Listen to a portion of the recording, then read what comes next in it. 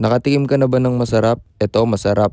Dilatang puset. Samahan nyo ako i-level up natin to, tara. Kung medyo malayo kayo sa palengke o kaya namamahalan kayo sa kilo ng puset, pwede naman na itong pan-substitute eh. Una, syempre, iwalay natin yung sabaw ng puset sa mismong puset. Pero wag kayong mag-alala kasi gagamitin din naman natin yan mamaya. Mag-isa ka ng bawang, ng sibuyas, tsaka ng luya. Ayun, pagkatapos mo gisa-gisahin, ilagay mo na rin yung puset at gigisahin din natin to. Although, luto na rin naman na to, gusto ko lang maging extra para mas masarap. Lagyan natin ng basil, optional lang naman yun, tsaka paminta. Tapos, yung ipang sasabaw natin dito yung sabaw din niya na hiniwalay natin. Yung nilagay kong yon is garlic powder, tsaka syempre lagay na rin natin yung gata. Tapos nilagyan ko rin ng sili. Mas masarap to, mas maraming sili, kaso yun lang yung meron kami. Kaya nilagyan ko lang ng chili flakes, tsaka ng dried parsley. Tapos yun na, luto na. Ganun lang naman kasimple, adobo sa gatang puset. Masarap tong pampulutan, pero kasi ako hindi ako umiinom, kaya ikakanin ko na lang to. Tara, tikman na natin.